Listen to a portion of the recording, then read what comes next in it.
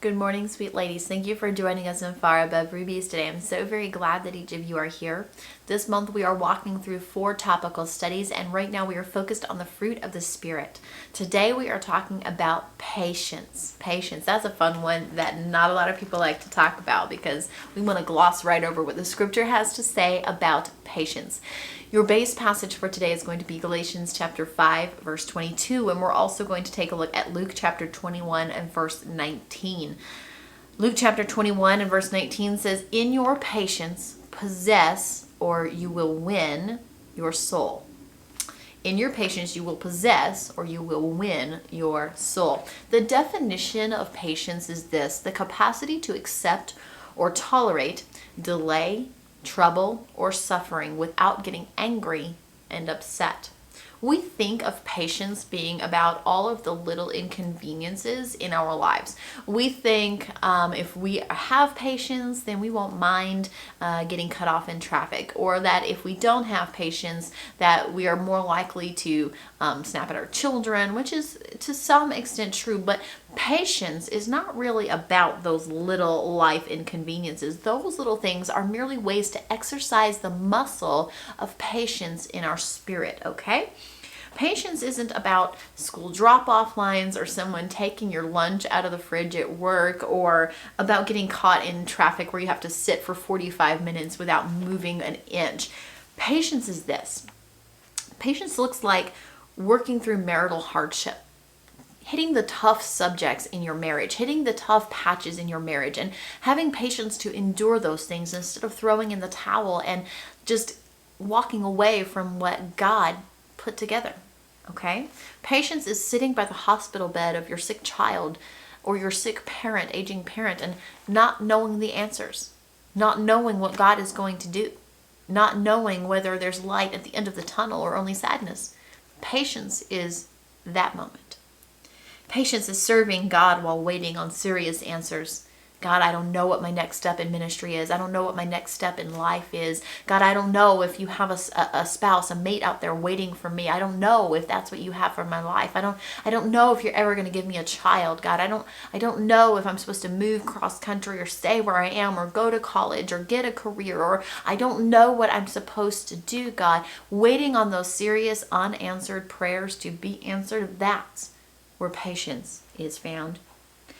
Knowing God has a plan and not trying to take control of that plan ourselves and make it work the way we want to, that's where you find patience. That's where patience really exists. That's where that fruit of the Spirit of patience comes out in your life if it's there.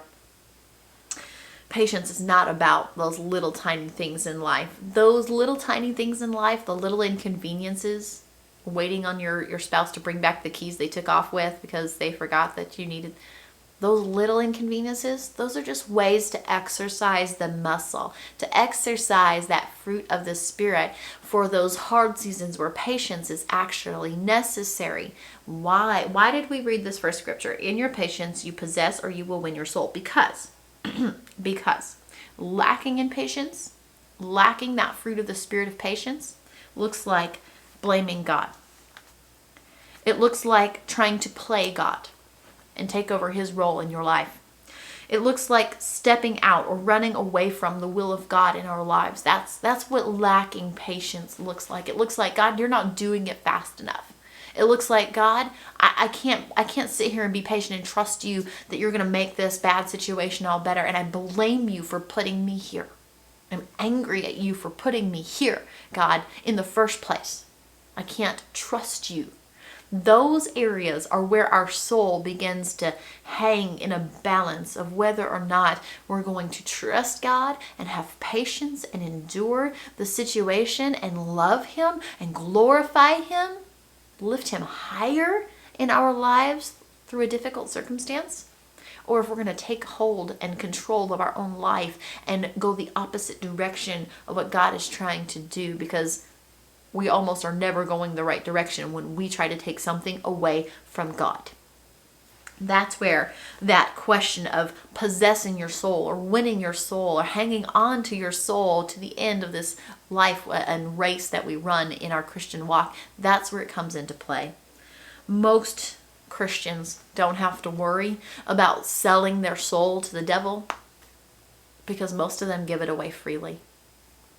We don't have to worry about signing contracts with the devil because most of us, we're more in danger of just throwing our soul out the window, just giving it away freely, just putting it on the front lawn and saying, free for the taking, because we lack in patience.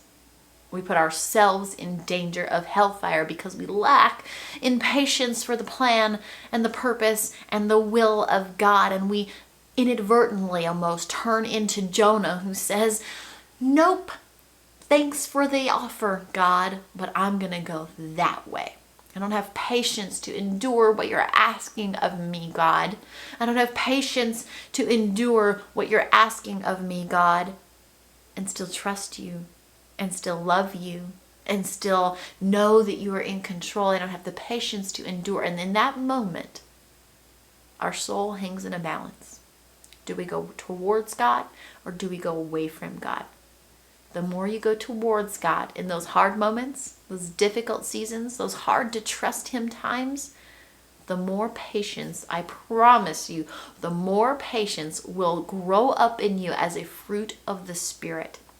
If you are not possessing of the fruit of the Spirit of patience in your life at this time, in this season of life, get alone with God, pray and say, God, I don't want to have my soul hanging in a balance because I can't trust you, because I can't have patience to endure what you've asked of me, because I try to take over and play God, because I try to walk away from your will, because I am not patient to see through to the end your plan. I need the fruit of the Spirit of patience in my life, God. Help me. Help me. Help me, God. It's always appropriate to pray the prayer, help me, God. Help me, God.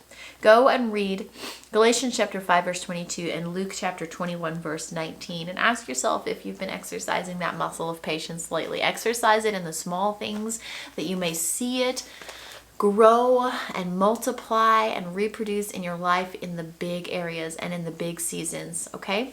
If no one has told you lately, you are loved and you are cherished and you are valuable. You have beautiful and tremendous worth, my friend, and that worth is far above rubies. You have 2 wonderful guest speakers coming to you the next 2 days. Make sure that you tune in. Let them know that you are here and that you appreciate their time on the weekends. And I will see you all again on Sunday. God bless you.